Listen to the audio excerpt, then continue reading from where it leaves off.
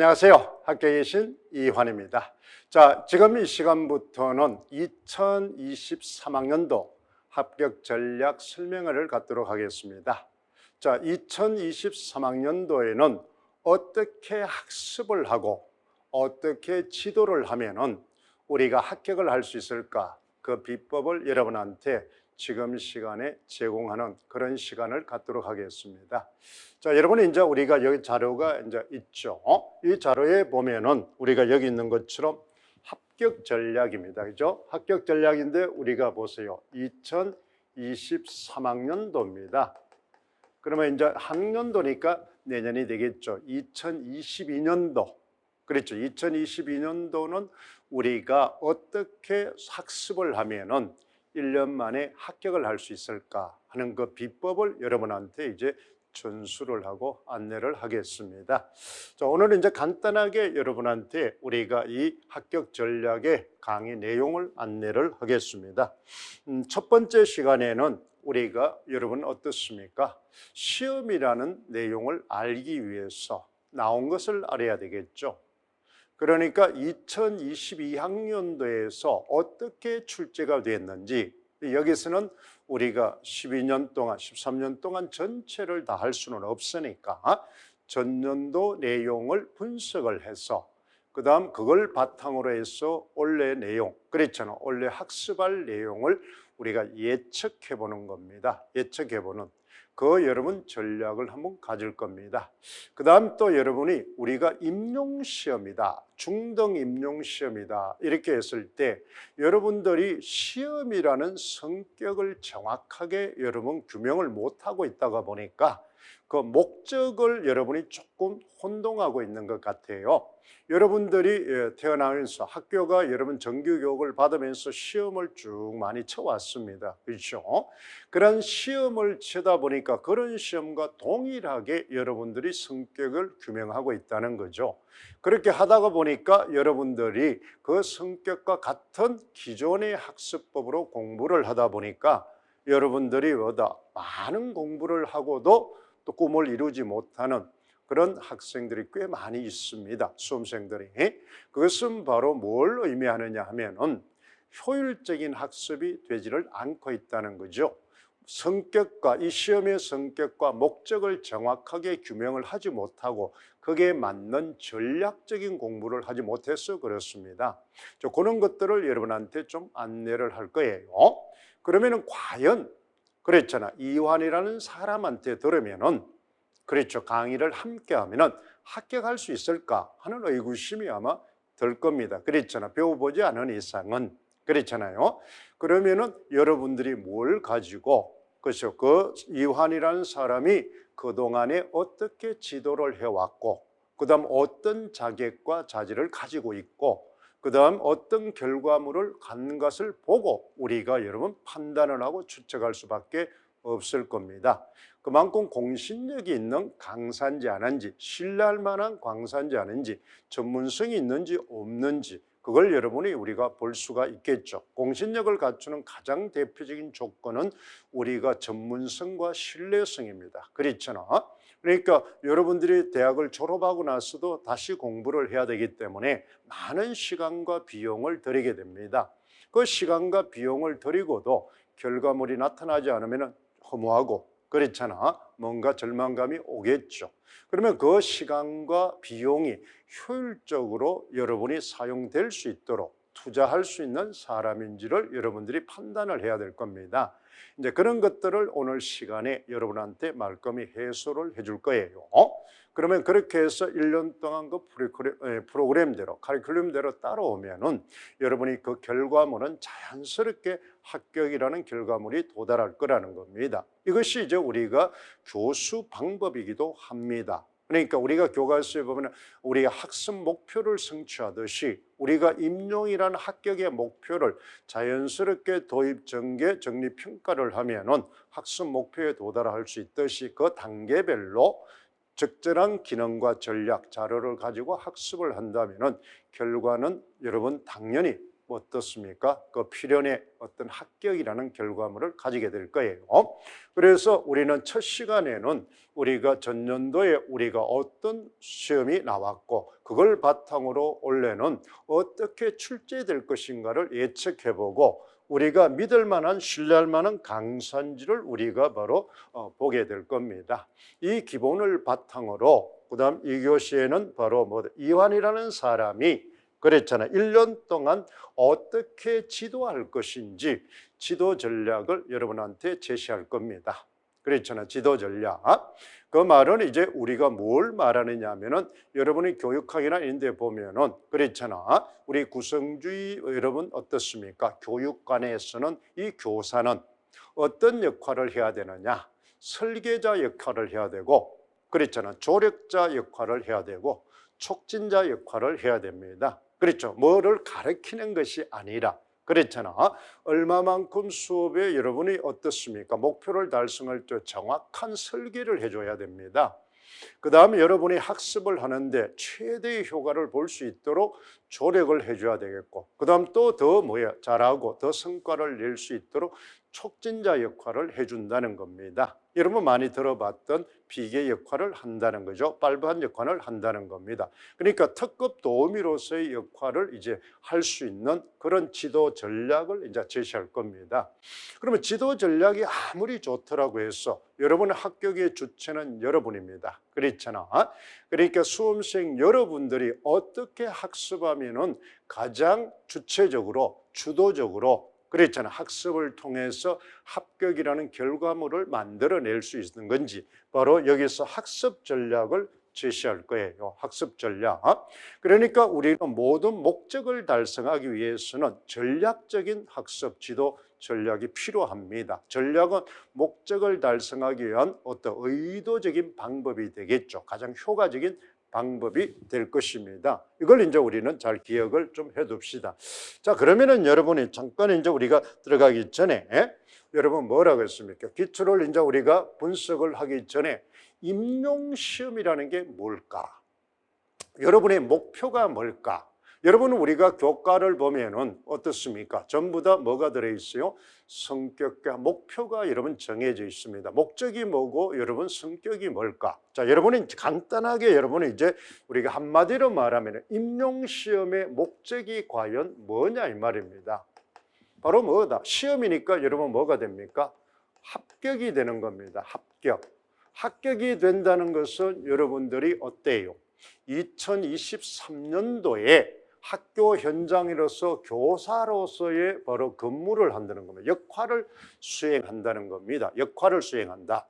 그럼 1년을 공부를 하면은 어떻게 교사로서 어떤 역할을 수행할 수 있는 자격을 얻을 수 있을까?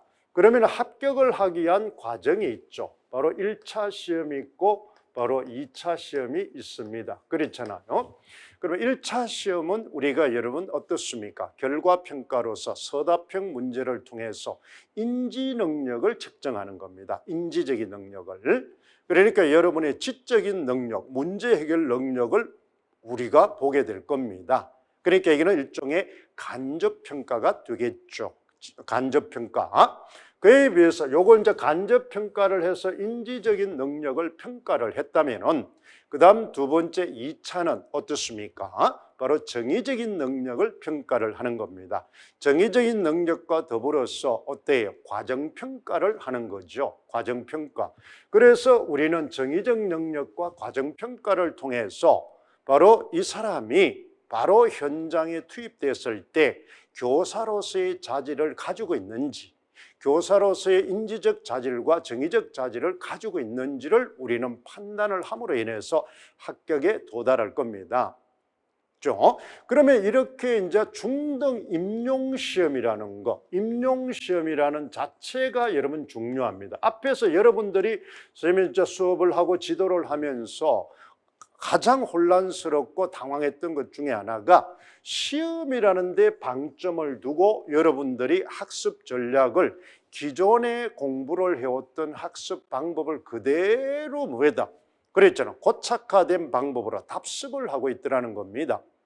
그런데 시험은 맞습니다. 공부를 해야 됩니다. 그랬잖아. 새로운 지식을 익혀야 되고 주어진 과제의 문제를 풀어서 정답을 도출해내는 겁니다. 그런데 제일 중요한 것은 여기 조건이 붙어 있죠. 세부적인 조건. 임용시험입니다. 즉 앞에 뭡니까? 교사 임용시험이에요. 교사 임용시험.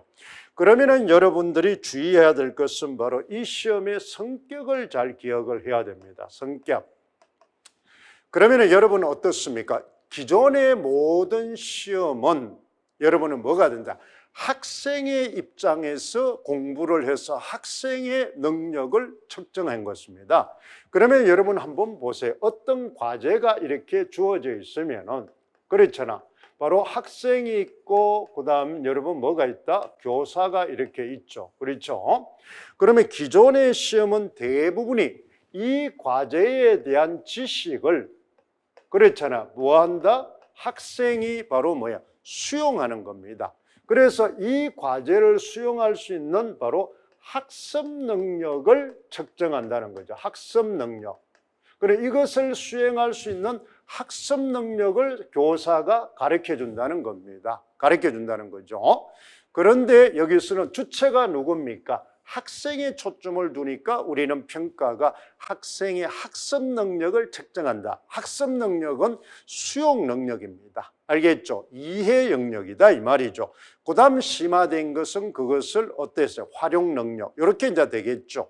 그런데 임용시험은 교사 임용시험은 여러분 여기 있는 것처럼 바로 뭐하나 교사가 이 과제를 학생한테 어떻게 지도할 것인가 그러면 무슨 능력을 측정한다는 거야? 여기서 있는 것처럼 이 교사의 바로 무슨 능력을 측정한다? 교수 능력을 측정한다는 겁니다. 교수 능력.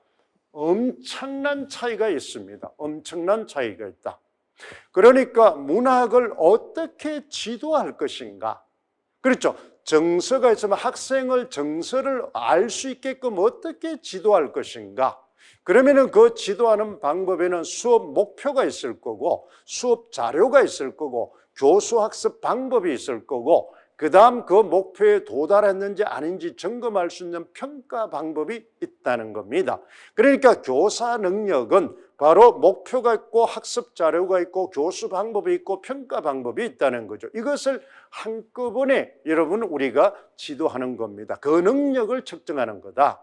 그런데 학생은 바로 교수 방법 필요 없죠. 평가 방법 필요 없습니다.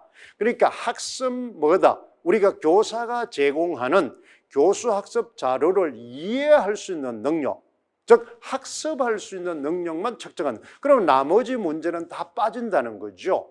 그러니까 여러분들이 공부를 할 때 자꾸만 기존의 학습 방법인 학습 능력에만 초점을 두다 보니까 그렇잖아요. 여러분 교수 능력과 관련된 문제를 간과한다는 겁니다. 그래서 기존에 여러분 학생들을 보면은 많은 배경 지식과 그렇잖아.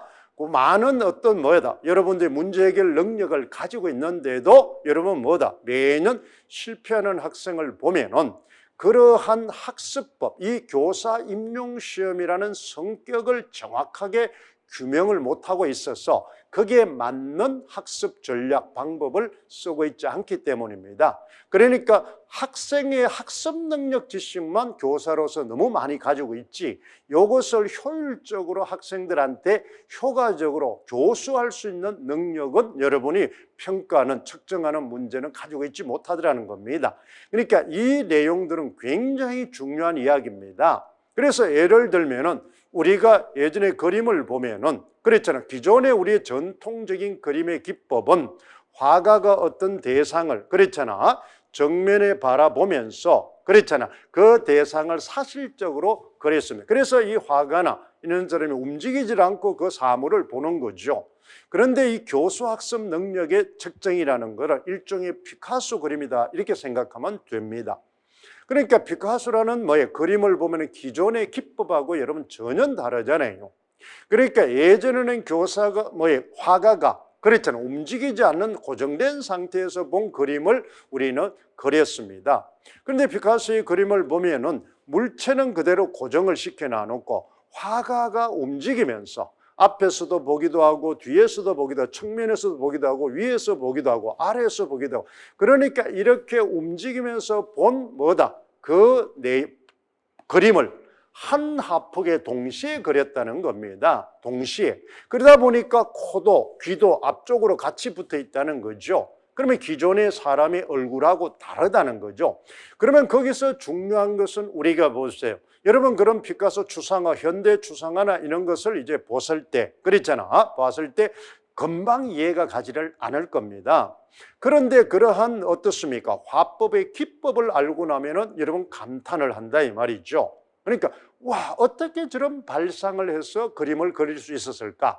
그 창의적 사고 능력이 중요하다는 겁니다. 그러니까 오늘날에 여러분 뭐다? 인재는 지식을 많이 뭐 하는 거야? 알고 있는 새로운 지식을 습득하는 인재를 기르는 것이 아니라 그렇잖아. 우리 교육 목표가 창의 융합형 인재를 기르는 겁니다. 그렇잖아. 창의 융합형 인재. 그러니까 우리 세상에서 살아가면서 직면한 문제를 기존에 여러분이 가지고 있는 배경 지식과 여러 가지 여건 조건을 뭐 하는 거에 활용을 해서 그렇잖아요. 목적에 맞게끔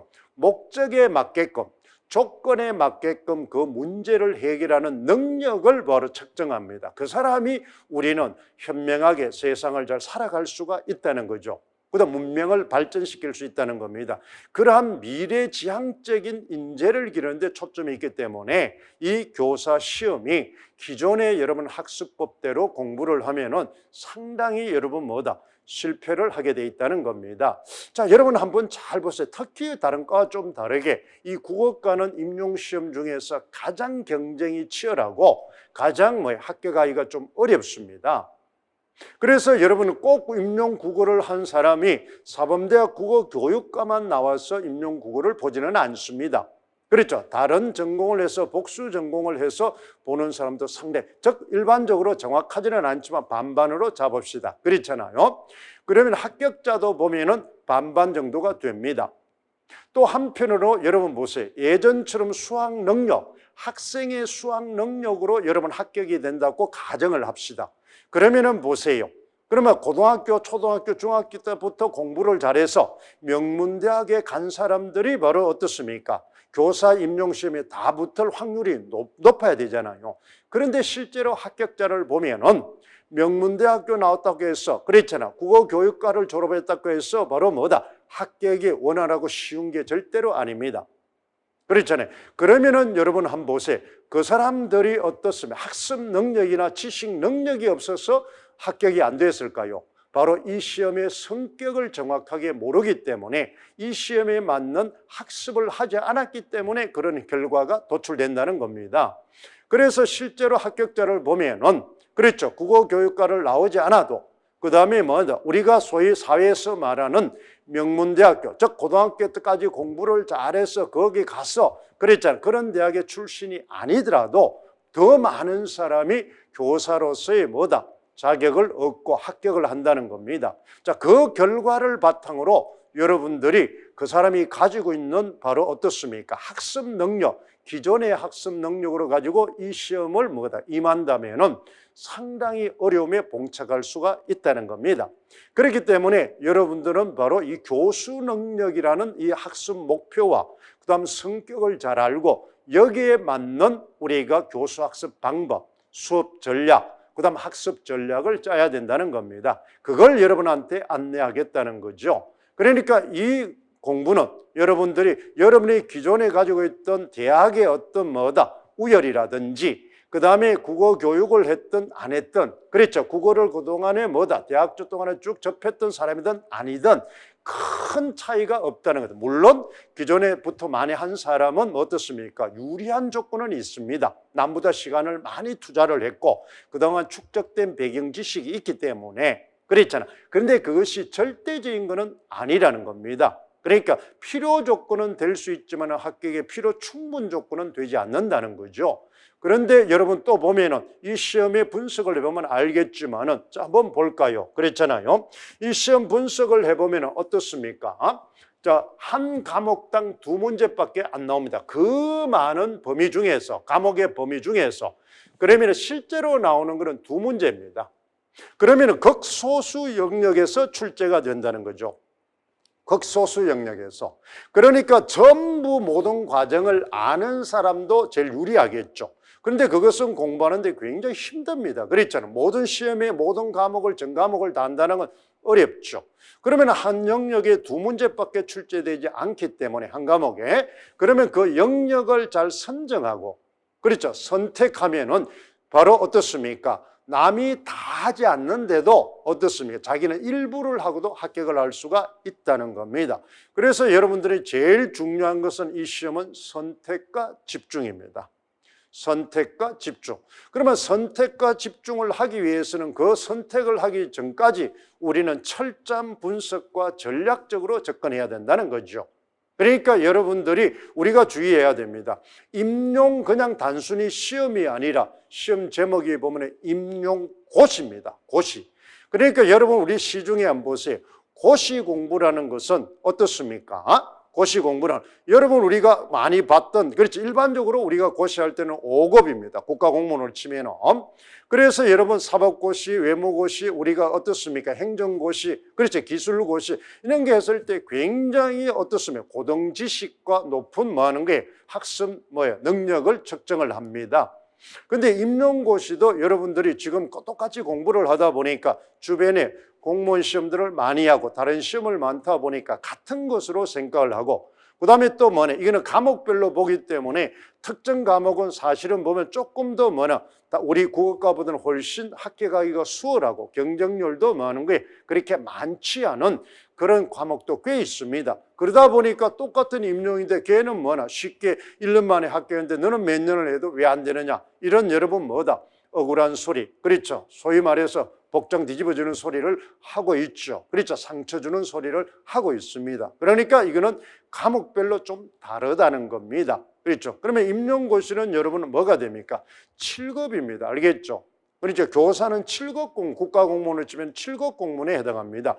그러면 여러분 똑같은 공무원 시험이라도 9급 공무원과 일반적인 우리 공무원은 9급입니다. 그렇죠. 7급 공무원들은 보면은 상당히 과목도 많고 전문적이고 내용이 어렵습니다. 형태 자체가, 그렇죠. 그런 걸 좀 더 생각하고, 또 이것은 바로 학습 능력. 그러면 9급이든 7급이든 5급이든 학습 능력입니다. 그런데 이거는 그 학생을 지도하는 능력, 교수 능력을 측정하니까 그만큼 성격이 다르다는 걸 잘 기억을 합니다. 자, 여러분 한번 잘 보세요. 그러면 작년에 이제 우리 문제는 화법도 실제로 2문제입니다. 그렇죠. 독서도 이렇게 2문제. 그 다음에 바로 작문은 3문제지만 어떻습니까? 이것이 2점짜리, 2점짜리고 4점짜리니까 다 이거는 4점이죠. 그래서 여러분 과목당 8점씩 배점이 됩니다. 이건 딱 정해져 있어요. 그러니까 이제 우리는 보세요. 바로 면담이 이렇게 여러분 원래 작년에 출제가 됐다 이렇게 치면은, 그랬잖아. 22학년도 출제가 됐다면은, 자, 23학년도에는 면담이 나올 확률이 많겠어, 적겠어요? 진짜 화법의 실제를 보면은 대화가 있고 토의가 있고 토론이 있고 그랬잖아요. 그 다음 면담 면접이 있고 그랬잖아요. 그 다음에 연설이 있고 발표가 있고 협상이 있습니다. 그 7개밖에 없어요.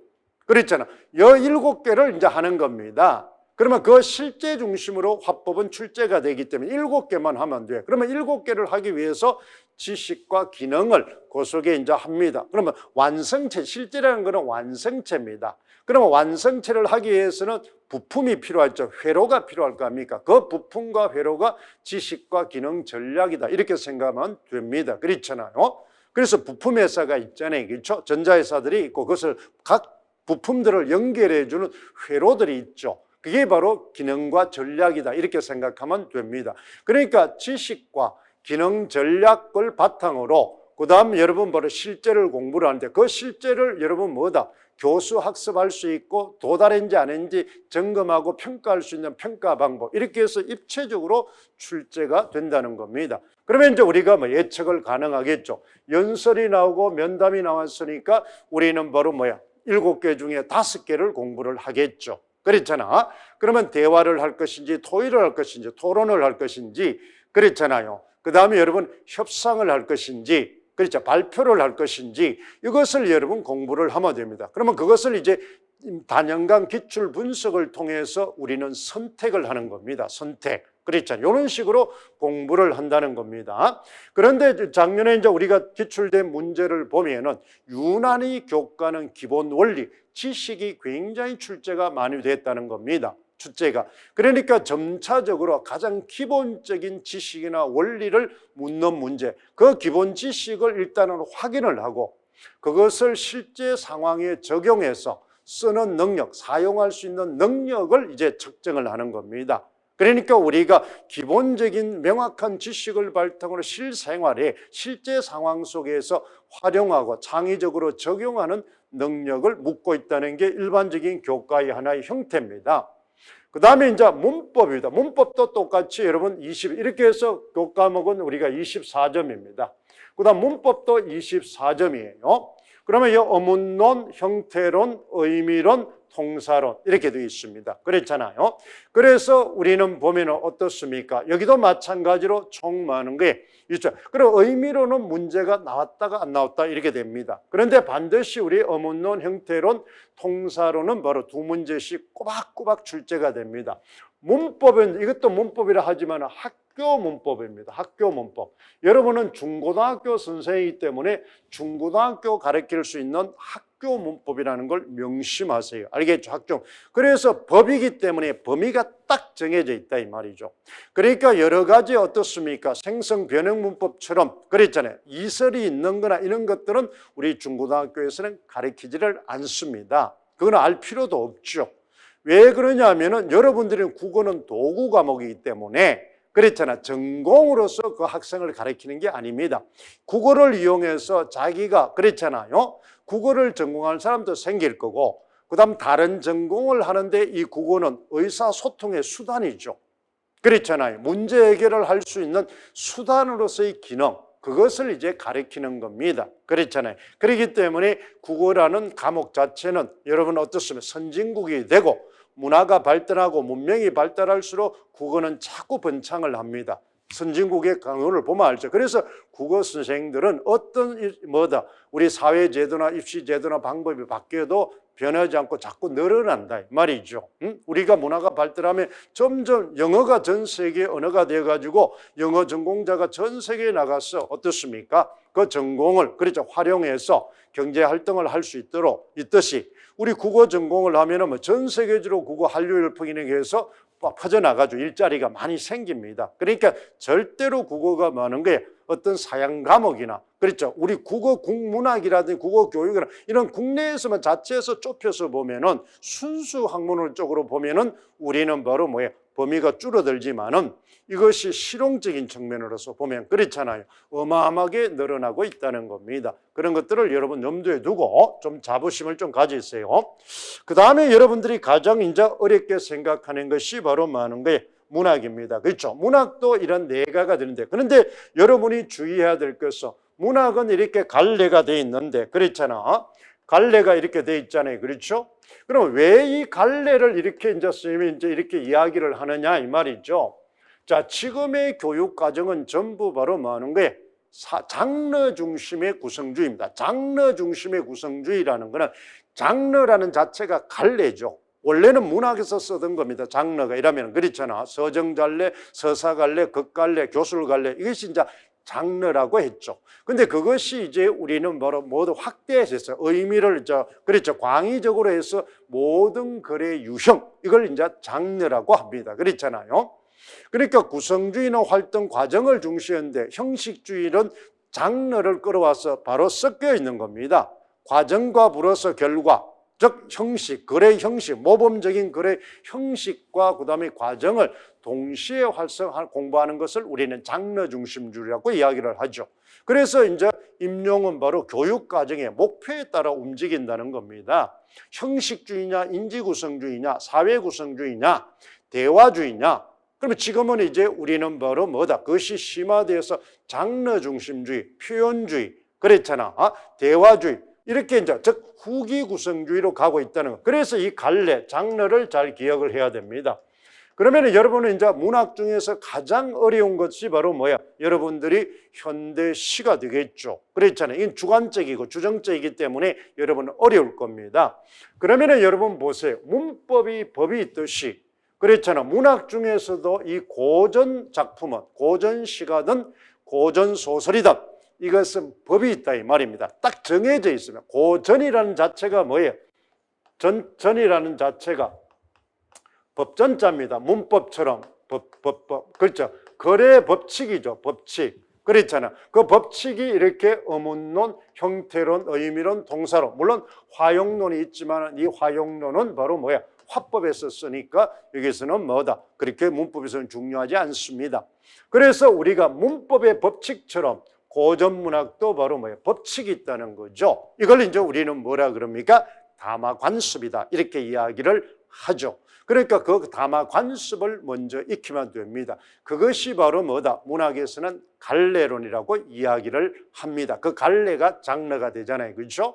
갈래론. 그 갈래론이 이제 현대문학에서 이제 갈래론 하지만은 고전문학은 그 어떻습니까? 역사적 문학사 자체가 바로 뭐야? 갈래가 됩니다. 문학사적 갈래라고 이야기를 하죠.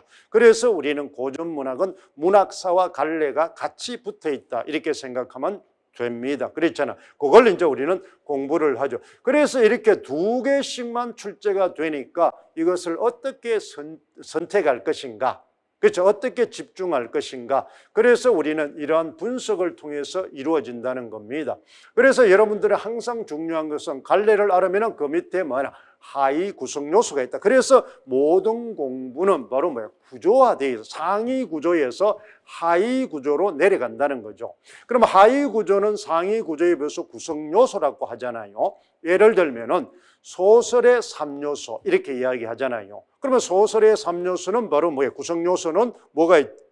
주제가 있고 구성이 있고 문체가 있습니다. 그렇잖아. 그러면 구성은 구성 요소인 동시에 또 구조죠.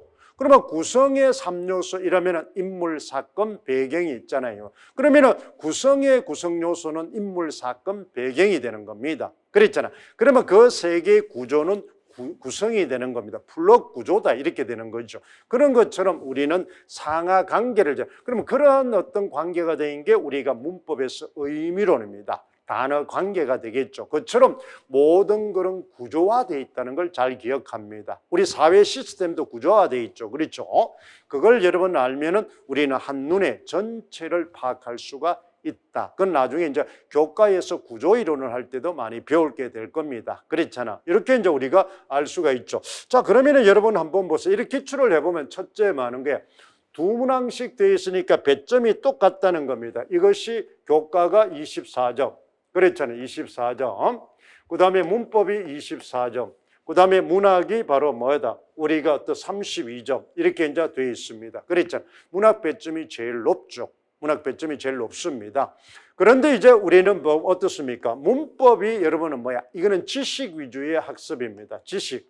알겠죠? 지식. 그러니까 문법은 암기가 필요하다. 그러니까 형식주의적 공부 방법이 되겠습니다. 그래서 이 형식주의는 지식 위주의 학습은 설명식 교수법, 즉 예전에 우리가 형식주의에 공부하던 방식으로 하면 됩니다. 무조건 들고 외우면 되니까. 그렇잖아요. 그렇게 그다음 그 외웠던 지식을 우리는 실제 상황에서 어떻게 적용되고 있는지만 확인 학습을 하면 됩니다.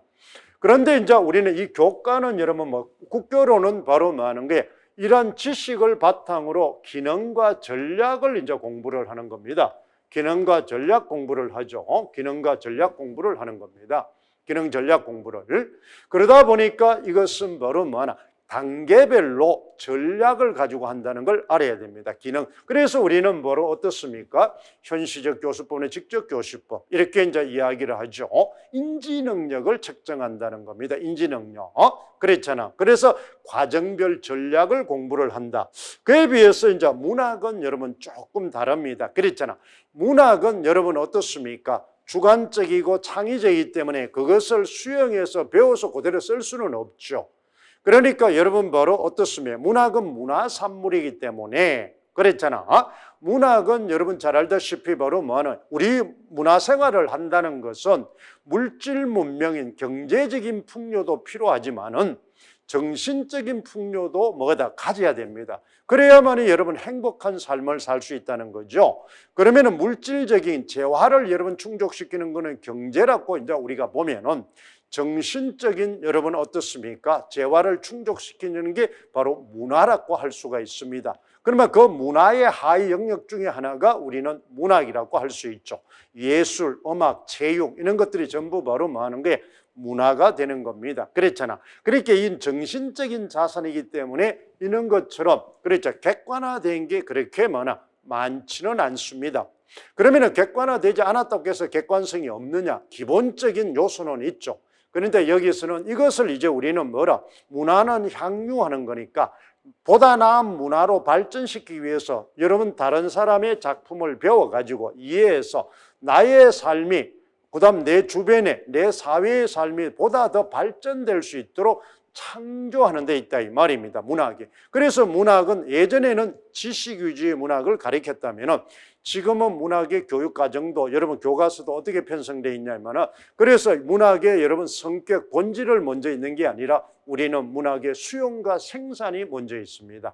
그러면 수용하면 우리가 수동적이라고 생각하시면 돼요. 수용도 바로 뭐예요? 생산을 전제로 한 수용입니다. 맹목적인 답습이 아니라 재구성할 수 있도록 수용하라 이 말이죠. 그러니까 내가 문학을 배워서 그와 같은 표현법, 그와 같은 삶의 방식, 그와 같은 여러분의 어떻습니까? 바로 문화, 그다음 가치관 이런 것들을 내 생활 속에서 적용할 수 있는 능력을 길러주는 데 있다는 걸 알아도. 그래서 상당히 문학은 좀 주관적입니다. 그 중에서 이제 아까 말했던 이 현대 문학이 상당히 주관적이고 어렵죠. 그래서 이런 것들을 이제 우리는 공부를 좀 해야 됩니다. 그래서 이제 작년 시험 문제를 분석을 해보면은 여러분 유난히 뭐가 많다? 바로 과목별 핵심 지식의 정확도를 평가하는 문제가 굉장히 많다는 겁니다. 그 말은 본질은 물론 이제 시험 때마다 조금씩 다릅니다. 알겠죠? 이게 많이 출제될 수도 있고 그다음에 적용하고 그다음에 활용하는데 많은 문항수가 나오는 경우도 있고 그러니까 우리는 전년도를 분석하니까 이렇더라는 거죠. 그러니까 우리가 한 해 것만 분석하지 않고 그렇잖아요. 그 몇 년치의 기출을 분석을 함으로써 우리는 바로 올해 나올 문제를 예측할 수 있다는 겁니다. 그랬잖아. 예측할 수 있다. 그걸 여러분 머릿속에 알아둡니다. 그래서 우리는 기본 개념과 지식을 그랬잖아. 실제적 상황에 적용할 줄 알아야 되고 그 다음에 적용해서는 그 능력을 바로 평가한다는 것은 바로 점검하는 겁니다. 점검한다는 자체는 바로 우열을 가리기 위해서 평가하는 게 아니라 자신의 바로 이런 학습이나 생활을 하는데 초점이 있다? 개선시키는 데 초점이 있다는 거죠. 실생활에. 그래 내 삶이 더 좋아지게 하는데 이 하나를 알았으면은 이것을 활용해서 그걸 몰랐을 때보다 더 효율적으로 문제를 해결할 수 있는 실생활의 실제적인 그런 활용 능력. 그래서 우리는 여러분 모든 것이 교육 과정에 보면은 전국적으로 보면 전부 생활화 이런 말이 되어 있습니다. 그 보면 어떻습니까? 화법의 생활화, 독서 읽기의 생활화, 쓰기의 생활화, 문법의 생활화, 문학의 생활화 이것으로 지금의 우리 교육 과정이 규결된다는 겁니다. 내 생활에 실제 써먹을 수 있도록 나한테 당면한 문제를 실제로 해결할 수 있도록 거기에 초점이 있다. 그러면 이제 문제 방향이 대충 어떻게 나온다는 거 알겠죠. 그래서 여러분 실제로 문제 해결 능력을 하니까 요즘은 학교에서도 지식 위주의 설명 위주의 수업을 하지 않고 뭐한다? 학생 스스로 문제를 해결할 수 있게 해주기 위해서는 바로 활동 중심, 과정 중심, 학생 중심으로 여러분 수업이 전개된다는 겁니다. 그러면 그런 수업의 주체가 교실에서 누가 되는 겁니까? 교사가 아니라 형식주의 시대 때는 교사였지만은 지금은 구성주의에 기반을 두고 있기 때문에 교실의 주체가 학습의 주체가 학생이 되는 겁니다. 그러면 아까 말했듯이 바로 교사는 무슨 역할을 해야 된다? 이 수업이 이루어지도록 제일 처음 설계를 해와야 됩니다. 그랬잖아요. 설계자 역할을 하는 거죠. 그 다음에 학생이 활동하는데 어떻습니까? 바로 조력자 역할을 해주는 겁니다. 수업 시간에. 그랬잖아. 바로 미리 그 수업의 설계를 해오고 그 다음 활동이 진행되면은 바로 조력자 역할을 합니다. 그 다음에 조력을 하고 나서 이제 뭐가 나오겠어? 활동 결과가 나오면 그 결과를 평가를 통해서 이제 뭐나 잘하는 사람은 더 잘하고 심화시켜주고, 그 다음 좀 부족한 사람은 더 학습 목표에 도달할 수 있도록 촉진자 역할을 해줘야 됩니다. 촉진자 역할. 그러니까 기존에 여러분 우리가 배웠을 때 형식주의적 교사상하고 전혀 달라졌다는 거죠. 그러다 보니까 우리가 교과서 자체도 달라져 있다는 겁니다. 아마 여러분들이 교과서를 보면은 예전에 우리가 배웠던 교과서하고 구조가 전혀 다를 겁니다. 거기서부터 우리가 출발을 해야 된다는 거죠. 그래서 여러분들이 나중에 이 임용 공부는 뭐가 필수 교재인지를 잘 기억해야 됩니다. 그래서 여러분 그런 것들을 우리는 여기서 안내를 하겠다는 거죠. 그걸 여러분 잘 알아둡니다. 그러면은 여러분이 2023학년도에는 그랬잖아요. 원래는 어떤 수업을 우리가 해야 되느냐. 자, 두 문제가 출제가 되니까 과목별로 그렇잖아요. 두 문제가 출제가 되니까 어떻게 해야 됩니까? 그렇잖아요. 영역별로 우리가 과목별로 영역도 좋습니다. 과목도 좋고 그렇잖아. 과목별 영역별 중요도를 편적. 이 중요도라는 거는 출제 빈도입니다. 출제 가능성이죠. 원래 출제 가능성에 초점을 두고 바로 뭘 합니까? 선택을 한다 이 말입니다. 선택. 그러니까 여러분들이 임용은 주의해야 될까? 1년 차든 2년 차든 3년 차든 여러분 시험이 붙으면 똑같습니다. 1년 차라고 어드밴티지 주는 것도 아니고 그렇잖아. 그렇잖아요. 어떤 보완책이 있는 것도 아니고 3년 차라고 해서 더 많은 게 어떤 것을 더 주지 않습니다. 똑같은 조건에서 하기 때문에 바로 1년 차도 3년 차처럼 공부를 해야 됩니다. 완벽한 지식을 가져야 되고 3년 차는 또 마찬가지로 1년 차와 같이 많은 게 경쟁을 그래서 우위를 점할 수 있도록 공부를 해야 됩니다. 자, 이것이 여러분 잘 나타나지 않더라는 거죠. 그러니까 우리가 선택을 했으면 그 분야는 교사는 말 그대로 전문가로서의 자질, 그 분야를 꿰뚫고 있어야 됩니다. 그러니까 여러분들이 보통 교사를 보는데 여러분 교사의 첫 번째 자질이 전문가 자질이잖아요. 이 전문직이니까. 여러분 국어라는 과목의 전공이잖아요. 그래서 우리는 중고등학교 가면 과목별 교사로 돼 있지 초등학교처럼 모든 걸 가르치지 않잖아요. 그렇잖아요. 그것은 바로 과목별로 중고 선생은 전문가로서 인정을 해주기 때문에 그렇습니다. 그러면은 국어라는 영역에 최고의 전문가로서의 자질을 가져야 되는데 아직까지 수학 능력처럼 바로 아마추어로서의 자질을 가진 사람이 꽤 있더라는 겁니다. 그것을 전부로 착각을 하더라는 겁니다. 그러면은 전문가가 되려면은 그렇잖아. 바로 선택을 해야 우리는 전문가죠. 그러니까 여러분 라이센스를 따는데 여러분 1년 만에 모든 분야의 라이센스를 딸 수는 없잖아요. 그랬잖아요. 그래서 주변에 보면은 라이센스를 많이 가진 사람도 보면 어땠습니까? 그렇게 많지 않습니다. 왜? 전문가니까, 전문 분야니까. 그런데 여러분 인건 그 관련된 하는 게 라이센스를 가진 사람이 꽤 많죠. 자격증을 가지는 거. 이제 색다른 자격증을 가진 것도 있지만 그 분야, 그걸 하기 위해서는 다른 분야, 그 이제 관련된 걸 이제 공부를 하듯이 일종의 학문은 그래서 시너지 효과, 인과관계를 가지고 있다는 걸 알아야 됩니다. 그런 식으로 공부를 하죠. 그 다음에 기본 개념을 정확하게 익혀야 된다. 아까 얘기했죠. 그래서 이 장르별, 갈래별 특색이라든지 문학사 지식, 이래서 우리는 정확하게 암기를 해야 됩니다.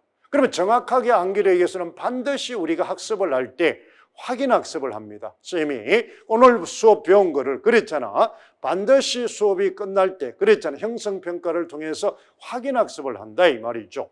그 다음에 바로 확인 학습만 있는 게 아니라 아까 뭐라 그랬어요? 실생활에 적용할 수 있다 그랬죠. 그래서 여러분 바로 새로운 상황을 주고 그 지식을 써먹을 수 있는지 활용할 수 있는 능력. 그래서 이 수업이 해나간다. 예전에는 바로 배경 지식만 초점을 두고 가르쳤다면 이렇게 해나갈 것이라는 겁니다. 그렇죠. 그걸 세부적인 건 뒤에서 하겠습니다. 그 다음에 지식을 융합적으로 활용하는 능력. 실제 여러분 상황이 같은 이야기죠. 그래서 우리는 요 초점을 두고 모든 교육 과정을 짜겠다는 겁니다. 그래서 우리가 시험이 이렇게 달라지기 때문에 그 다음에 교과서도 달라지고 그 다음에 여러분 지금 보세요. 우리가 중고등학교에도 우리가 고교 학점제처럼 그 다음에 혁신학교처럼 그랬잖아. 그 다음에 공동체 학교처럼 그렇죠. 점차적으로 전문화되고 있습니다. 그렇죠. 그 다음에 바로 뭐예요? 문이과 통합이 이루어지고 있습니다. 이런 과정 속에서 여러분들은 바로 뭐예요? 멀티플리어로서의 자질, 능력을 가져야 된다는 겁니다.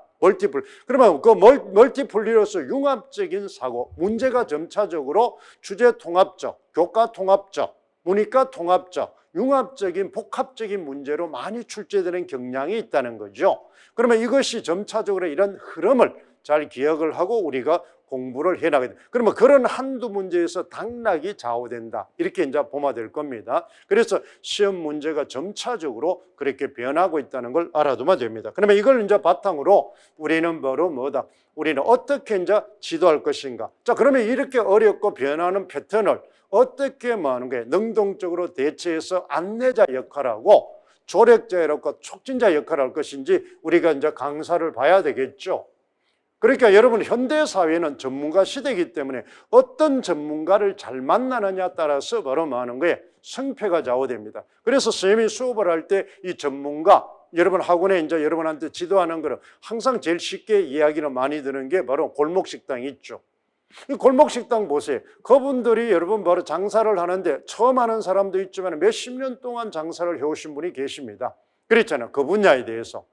누구 못지않는 바로 전문적인 바로 어떻습니까? 내공을 가진 분인데 장사가 안 된다는 겁니다. 그렇죠. 장사가 안 된다 이 말이야. 그런데 여러분 보세요. 바로 뭐 하는 거예요? 교사, 즉 백종원 씨가 가서 솔루션을 해결을 해주잖아요. 그렇죠? 그러면 그 사람들이 똑같은 가게마다 똑같은 방식의 솔루션을 주지는 않죠. 그랬잖아요. 근데 그 사람이 항상 여러분은 우리가 벌써 잘 보세요. 선생님이 즐겨보는 프로그램인데 왜 그러냐면 그건 음식 프로그램이죠. 선생님은 바로 이제 강사로서 교사로서 그걸 보는 겁니다. 그럼 음식이 바로 우리는 학습 자료다 이렇게 생각하면 됩니다. 그렇잖아. 그러면 제일 먼저 보는 게 그 사람 뭘 봅니까? 주방이나 그다음은 가게의 청결 상태를 봅니다. 그렇죠. 위생 상태를 본다 이 말입니다. 도구를. 그 말은 바로 기본 자질을 본다는 거죠. 정의적인 그게 이제 정의적인 요소입니다. 장사가 잘 되고 못 되고는 바로 뭐예요? 음식의 여러분 어떻습니까? 질, 맛 이거는 종이 한 장 차이입니다. 제일 처음 하지 않는 사람 이상은 거의 종이 한 장 차이예요. 그러면 다른 정의적인 요소, 그렇잖아요. 태도라든지 그 다음에 실내 장식이라든지 데코레이션이라든지 손님을 접대하는 거라든지 운영 방식이라든지 이런 것이 안 돼 있다는 겁니다. 그래서 그걸 제일 먼저 측정을 하잖아요. 그런 것처럼 여러분도 바로 정의적 요소가 구성주의에서는 제일 중요합니다. 인지적인 것보다는. 그래서 그걸 여러분들한테 이제 지도를 해줄 겁니다. 그래서 여러분들이 그러면은 백종원 씨가 왜 그러면은 바로 그 사람이 솔루션. 그러면 그 사람이 솔루션 하면 그 집 대박이 돼 안 돼? 대박 되잖아요. 그 사람 솔루션 주는 대로 해가지고 대박된 사람 많잖아요. 그런데 대박됐다가 다시 또 꼬꾸라진 가게들이 있습니다. 또 가보면은 솔루션 준 대로 안 하고 또 예전처럼 꼼수를 피우다가 쫄딱 망하고 악플이 달리고 하잖아요. 그 말은 여러분의 학습법이 바로 솔루션을 줬으면은 그 여러분 조력해 준 대로 전략대로 해야 되는데 지켜야 되는데 꼼수를 피운다는 겁니다. 이익을 좀 더 보기 위해서. 그러면 기존의 여러분 학습법으로 돌아가 버린다는 겁니다. 그러니까 뭐 하는 거예요? 일시적인 어떻습니까? 부를 획득했다고만 문 닫게 되고 그렇잖아요. 지탄의 대상이 되는 겁니다. 그거 똑같은 방법이다 이 말이죠. 그러니까 맞춤형 솔루션을 준다는 겁니다. 어떤 집에는 바로 뭐 하는 거예요? 음식을 바꾸라는 사람도 있고 메뉴를 바꾸라는 사람도 있고 메뉴를 추가하라는 사람도 있고 가격을 낮추라는 사람도 있고 가격을 올리라는 사람도 있고 그 다음에 접대 방법을 바꾸라는 사람도 있고 그렇잖아. 인테리어를 바꾸라는 사람도 있고 여러분 그 솔루션을 보면은 바로 가게마다 똑같은 게 아니다는 거죠. 그러니까 여러분들이 그게 바로 전략 중심입니다. 알겠죠? 과정 중심, 활동 중심입니다. 그래서 직접적으로 자기가 가르치는 것도 있죠. 요리를 하면서 가르쳐 주잖아. 그렇죠? 그 다음에 또 뭡니까? 다 안 가르쳐 주죠. 자, 연구하라. 연구를 많이 한 사람한테는 자기가 비법을 실험해서 가르쳐 주잖아요. 그게 바로 요즘에 말하는 활동 중심, 학생 중심입니다. 과정 중심입니다. 그래서 여러분들이 여러분 골목 지금은 우리가 폐지된다 그러는데 선생님은 좀 안타깝고 아쉬워요. 그걸 보면은 임용 공부, 교사상이 거기에 쫙 제시되어 있습니다. 그랬잖아요. 그걸 단순히 음식 프로그램에 보지 말고 여러분들은 바로 뭐냐, 교사가 해야 될 방법을 굉장히 잘 제시고 있다. 그러면 그 가게가 하나의 바로 뭐야, 문제 학생들이다, 이렇게 생각하면 됩니다. 내 학교에 있는 학생들의 당면한 문제를 어떻게 해결해 줄 것인가, 이렇게 생각하면 여러분들이 굉장히 쉽게 되겠죠. 그러면 그 사람이 왜 그러면 그런 해결을 잘해 줍니까? 백종원 씨는 바로 뭐냐, 어떤 교수님처럼 이론만 하는 게 아니단 말이에요. 이론도 있지만 실제로 바로 자기가 음식 사업을 하면서 성공한 케이스잖아요. 어떻게 하는 것이 잘 팔리더라, 어떤 게 하는 것이 잘 팔리는 게만 있는 게 아니라 이익도 생기더라, 그렇잖아요. 맛은 조금만 덜 하더라도 그렇잖아, 이익이 생겨야 되잖아요. 장사가 돼야 돼, 장사니까. 그렇잖아요. 그러면 폭리를 취하는 것이 아니라 소비자도 좋고 생산자도 좋고 가게 주인도 좋은 적절한 음식과 상권에 맞는 가격과 퀄리티를 가져야 되잖아요. 그렇게 이제 그러면 그 사람들이 가진 자질 때문에 신뢰감을 주는 거죠. 마찬가지입니다. 자, 선생님이 한번 보세요. 지금까지 보면은 선생님 11년 동안 이렇게 이제 진행을 했으면 임명이 나온 지가 한 11년 됩니다. 그렇잖아요. 이렇게 해서 바로 많은 거야. 지금까지 매년 이렇게 최고의 여러분 바로 적중률과 합격률을 되는 평균 우리가 보세요. 2011학년도부터 이렇게 쭉 등장을 하는데, 자, 2021학년도 그렇잖아. 2021학년도 아직까지 이제 우리가 1월 달에 돼야 이제 최종 발표가 되니까. 그러면은 여러분 보세요. 이 보면은 거의 30명대에서 40명대. 우리 국어에서 30명, 40명 같으면 거의 10%입니다. 보통 우리가 350명에서 많으면 420명 이렇게 이제 뽑습니다. 그렇잖아요. 그러면은 이 정도로 여러분 합격률을 낸다는 건 대단한 겁니다. 실제적으로. 그렇잖아. 이거는 이제 수능처럼 바로 집약적으로 가르칠 수 있는 것도 아니고, 그렇잖아요. 그것은 그만큼 아까 말했던 바로 전략적으로 지도하고 그것을 지도할 수 있는 역량을 가졌기 때문에 그렇습니다. 이 결과입니다. 팩터죠.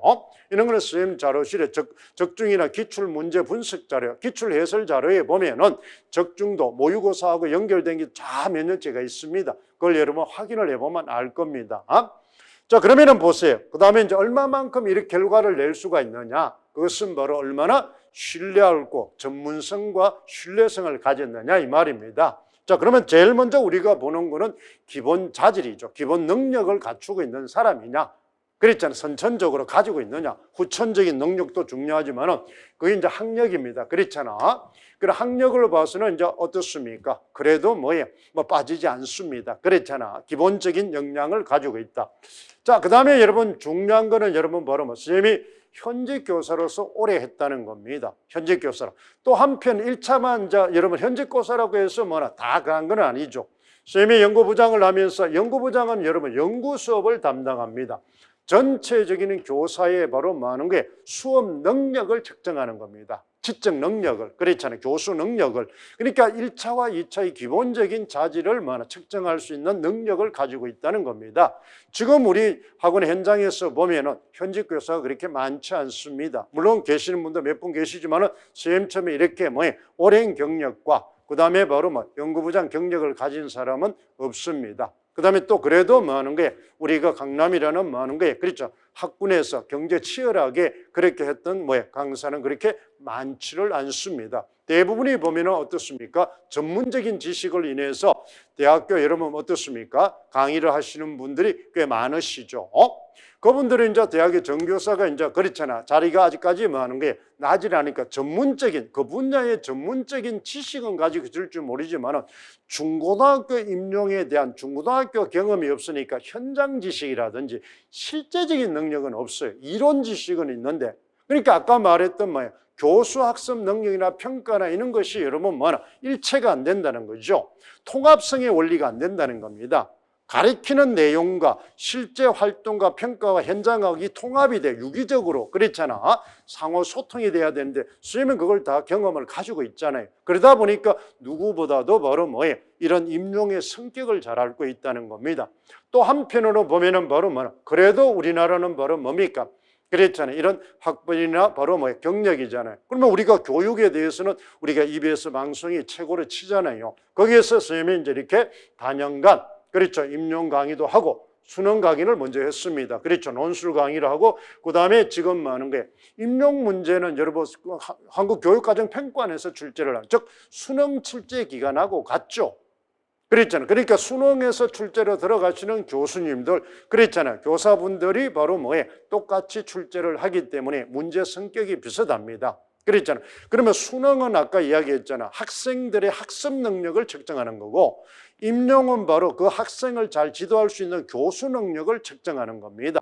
그렇기 때문에 이것이 같은 기관에서 하고 있다. 그래서 여기서 교육청별로 이제 옮겨라 이랬다가 시도했다가 뭐 실패를 했습니다. 그게 너무 편차가 많고 그것을 출제할 수 있는 역량이 교육청마다 차이가 너무 많기 때문에 지금은 한 기관에서 출제를 하고 있습니다. 그렇잖아요. 그래서 2차만 여러분 뭐다? 개별 교육청별로 이제 요즘은 뭐다? 이제 우리가 시험을 보고 있죠. 그런 이제 추세로 가고 있다는 겁니다. 그만큼 바로 많아. 또 한편은 여러분이 자꾸 국어 공무원 뭐 수능 일하는데 수능에 여러분 선생님 달인입니다. 지금도 여러분 뭐라 그런 수능에 대한 여러분 뭐 어떻습니까? 안내를 하고 여러분 제대로 하지만은 여러분 수능에서 선생님은 그래도 뭐 최고의 베테랑 중에 한 명이었으니까 그랬잖아요. 보면 되죠.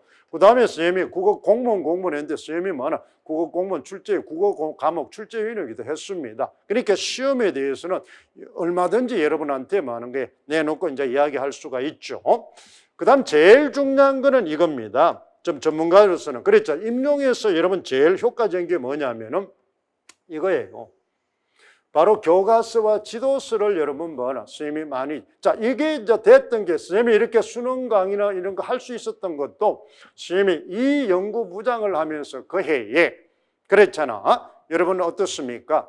바로 여러분 그 해에 여러분 연구부장을 하면서 그 해에 수능으로 바뀌던 체제입니다. 즉 우리가 구성주의 교육, 즉 우리나라 수능이 처음 도입될 때입니다. 그랬잖아. 그럼이 처음 도입될 때 우리가 이제 우리가 했죠. 지금 여러분 보세요. 우리 고등학교 국어 교과서에 천재에서 지었던 박영명 교수가 이제 계시죠. 그분이 우리의 많은 게 구성주의를 도입한 첫 번째 여러분 1세대 학자입니다. 그랬잖아요. 그 노명환 교수님, 박명목 교수님 이런 분들이 그다음에 이제 예전에 수능 출제위원회 했던 이제 고전문학의 대강 김대행 교수님 그랬잖아요. 이런 분들하고 활동을 할 때 선생님이 고등학교 이제 교사로서 그랬잖아요. 기회가 닿아가지고 활동을 하게 되었었습니다. 그래서 그때 이제 수능이라는 체계를 알게 되고, 그렇죠. 구성주의라는 체계를 알게 되면서 선생님이 이런 이제 루트로 길을 뚫게 되는 겁니다. 기회죠. 그러니까 사람을 누구를 만나느냐 따라서 선생님들 만약에 그분들을 만나지 못했더라면 선생님이 이런 자질을 가질 수 있는 기회를 얻지 못했을 거 아닙니까? 그러니까 그런 전문가를 만나니까 선생님 지금 뭐예요? 여러분한테 이렇게 당당하게 실력 있게 가르칠 수 있고 지도할 수 있었다는 겁니다. 그러니까 여러분도 누구를 만나느냐에 따라서 여러분들이 방향이 달라요. 재능은 비슷합니다. 여러분이 가지고 있는 재능이 대학교 나오고 교사 자격증을 가졌다면 공부 못한다 소리는 아무도 못합니다. 전문가잖아요. 그렇죠? 그러니까 그걸 여러분 잘 기억을 해둡니다. 그래서 이렇게 해서 다양한 이렇게 하기 때문에 지금의 교수학습 원리나 교과서의 형태를 너무나 잘 알고 있습니다. 그러니까 교육과정이 너무 우리는 수시로 변했잖아요. 그렇죠? 그러니까 2007 개정, 2009 개정, 2012 개정, 2015 개정, 그 다음에 이제 2020 개정 이렇게 이제 바뀌어 나갑니다. 자꾸만 그랬잖아요. 그래서 이런 개정 과정 속에서 우리는 어떻게 교육 받침이 바뀌고 수업 제도라든지 방법, 목적이 어떻게 바뀌는지를 우리는 잘 기억해야 됩니다. 그 중에 가장 대표적인 게 이제 2019 개정, 그게 이제 구성주의입니다. 알겠죠? 사회 구성주의인데 거기에서부터 이제 조금 심화된 거다. 이렇게 이제 보면 됩니다. 그걸 이제 우리는 이제 봐두죠. 그래서 이제 여러분한테만 이렇게 이제 수능이라든지 그랬잖아. 지금의 임용을 이렇게 이제 병행해서 여러분들이 아마 이제 임용 문제를 푸니까 어떻습니까? 수능 출제 교수님이 들어가니까 간혹 보면은 수능 문제 많이 풀자. 맞습니다. 도움됩니다. 그런데 그것이 바로 뭐냐? 어떻게 효과적으로 푸느냐가 중요합니다. 언어 영역을 어떻게 푸는 게 풀지 말라는 게 아닙니다. 맹목적으로 여러분 뭐냐? 수능 공부하듯이 푸는데 문제가 있다는 겁니다. 그런 걸 여러분 안내를 할 겁니다. 그래서 여러분들이 이렇게 많아 선생님한테 여러분 지도를 받으면 이만큼 전문 자질과 신뢰성을 가진 여러분 강사이기 때문에 여러분 1년만 딱 지도를 받으면 여러분들이 금방 합격할 수가 있다는 겁니다. 대신 여러분이 제시하는 바로 그 방법대로 여러분들이 행해야 됩니다. 아까 여러분 했던 백종원 씨가 솔루션을 줬는데 그대로 따라해야지 거기서 변칙을 쓰니까 문제가 생긴 겁니다. 그렇잖아요. 자기 꼼수를 피우니까 문제. 그런데 그대로 따라해서 수제자 역할하는 사람 대박난 많은 게 돈가스 집 있잖아요. 그렇잖아요. 그러니까 모든 걸 그 사람이 많은 게 자리도 대주고 돈도 투자해주고 그렇잖아요. 요즘은 같이 이제 사업도 하고 그래서 그 사람은 바로 수제자로서의 어떻습니까? 역량과 부도 같이 누리잖아요. 그런 것처럼 그 다음에 여러분 그런 솔루션을 주고 그런 전략을 주고 방법을 주면 그대로 수행을 해야 됩니다. 자꾸 변칙을 쓰니까 문제가 생긴다는 겁니다. 그걸 여러분들이 잘 좀 기억을 해두세요. 그 다음에 제일 중요한 거는 교사가 아무리 뛰어나더라도 그랬잖아. 아까 백종원이가 아무리 좋은 솔루션을 주더라도 그 음식점 주인이 자세라든지 태도를 가지지 않으면 안 되죠. 그래서 우리가 그 실패하는 사람도 있고 성공하는 사람도 있잖아요. 그렇잖아요. 그 가게가. 그런데 거기서 우리가 보면은 바로 뭐 때문에 자꾸 지탄이 되고 옹호되고 지지를 해줍니까? 그 사람의 자세와 태도와 가치관, 마인드였잖아요. 그지? 마인드였잖아요. 그러니까 그 사람의 태도와 자세와 마인드가 안 돼 있으면 그 사람이 바로 지탄이 되고 공공의 적이 되고 비난이 악플이 달리고 하잖아요. 그러니까 여러분들은 바로 학습의 주체가 누구다? 학교 가면 학생이 주체이듯이 학원의 주체는 누구다? 여러분입니다. 그렇잖아. 그러니까 나는 무슨 역할을 한다? 똑같은 교사 역할을 합니다. 설계자 역할을 하고 조력자 역할을 하고 촉진자 역할을 할 겁니다. 그러면 여러분들은 바로 이 임용 공부의 주체자로서 주도자로서 그렇죠. 주도적인 학습 능력을 가질 수 있어야 됩니다. 그러니까 제일 중요한 것은 바로 선생님이 항상 우리가 수업을 할 때 그렇죠. 시작하기 전에 우리가 구호드립니다. 알겠죠? 구호. 그러니까 이게 된다는 바로 확신을 가져야 됩니다. 알겠죠? 자, 우리 한번 볼까요? 그러니까 합격할 수 있다는 자신과 이것을 바로 이루어진다는 걸 이제 알아둡니다. 그래서 선생님이 이제 이 합격 주문 1번 이거는 선생님이 여러분 하는 게 좌우명이기도 합니다. 이걸 이제 그대로 접목합니다. 생각이 바뀌면 행동이 바뀌고 행동이 바뀌면 운명을 바꿀 수 있습니다. 그러니까 내가 합격할 수 있다는 바로 생각을 가지면 나도 분명히 1년 만에 합격한다, 2년 만에 지금 나는 원래 합격한다 이 생각을 가지면 행동이 바로 따라야 됩니다. 그 다음에 행동이 따르면 바로 운명이 바뀐다 이 말입니다. 운명이 바뀐다. 그러면 역으로 말해서 선생님이 말하는 거예요. 여러분한테 하는 것은 바로 어떻습니까? 행동주의 이론처럼 생각하지 말고 행동하면서 생각하세요. 그렇죠? 공부를 하면서 왜 안 되지 이렇게 공부하기 전에 어떻게 하면 되지 이런 생각을 하지 말고 책을 보면서 이거는 왜 안 이어지지? 그러니까 항상 질문은 왜 어떻게 그랬잖아. 왜 안 이어질까? 어떻게 하면 될까? 그러니까 여러분한테는 어떻게라는 질문을 많이 어떻게 하면 해결될까? 해결책을 찾는 데 주안점을 두고 모든 것을 보는 습관을 들여라 이 말이죠. 그러니까 발산적 사고를 가지라는 겁니다. 그 다음에 이제 여러분한테 꼭 이제 주문을 외우죠. 그랬잖아. 바로 지금 이 시간 그랬잖아. 이완하고 학습하는 이 지식만 알면은 그러니까 많은 것을 한꺼번에 알라지 말 지금 이 순간 이 시간 많은 거예요. 요것만 알면 이 순간 나는 많은 거에 합격이다. 그것이 차곡차곡 누적돼서 결과물은 자연스럽게 따라오는 겁니다. 어느 날 한꺼번에 로또 인생처럼 뚝 떨어져서 되는 것은 절대로 없습니다. 지식은 전문가는 축적성을 지녀야 된다는 걸 명심하세요. 알겠죠? 이렇게 여러분한테 이제 지도할 겁니다. 이것이 바로 여러분한테 제시할 수 있는 이것은 여러분 선생님이 과장하거나 할 수도 없는 거죠. 이건 선생님의 경력이고 이력이고 그랬잖아. 결과물이고 그랬잖아. 결과로 나타나 있는 이거는 객관적 자료를 통해서 다 확인할 수 있는 거기 때문에 그러니까 여러분 학원 강사는 누구나 바로 과장하고 뻥을 치고 합니다. 왜곡하기도 하죠. 근데 그것이 과연 객관적 사실에 기반한 거냐? 그렇잖아. 그냥 수험생의 불안의식을 자극해서 그랬잖아요. 바로 호도하는 그게 이제 정통적인 종교 지도자냐 아니면 사이비 교주적인 역할을 하느냐 그것은 바로 신도의 몫이죠. 그렇잖아요. 그러니까 여러분의 판단의 몫입니다. 그랬잖아요. 판단의 몫이다 이 말이에요. 그렇지만 여러분한테 객관적으로 가장 많은 게 그랬잖아. 진실되게 이야기할 수 있습니다. 선생님은 많은 게 교사를 최고로 여기고 교사에 대한 자부심이 아주 강한 사람입니다. 그랬잖아. 대신 여러분은 교사로서의 자부심을 가지려면 교사로의 자질과 가치관과 마인드를 가져야 됩니다. 그러면은 여러분들이 어느 세상에 그랬잖아. 어떤 직업보다도 가장 보람되고 그렇잖아요. 그 다음에 의미 있는 직업이 될 수 있다는 겁니다. 그렇다고 교사가 되면 다른 직업처럼 떼부자가 되지는 않습니다. 경제적 부가 뭐 떼부자로 오는 건 아닙니다. 알겠죠? 그렇지만은 바로 그래도 우리 사회에서는 중산층으로 살아갈 수 있는 그런 많은 게 계층이 되고, 그래도 중산층에 살면서도 남한테 인격적으로 윤리적으로 많은 게 그렇잖아. 존경받을 수 있는 그런 직업 중에 하나입니다. 그 다음에 또 학생들을 가르치기 때문에 그 사람이 성장하는 결과, 과정을 보게 되죠. 그래서 내 한마디가 그 사람의 운명을 바꿔줍니다. 내 하나의 지도가 그 사람의 앞날을 밝혀준다는 거죠. 그런 여러분 의미가 있는 직업이기 때문에 여러분한테 꼭 추천합니다.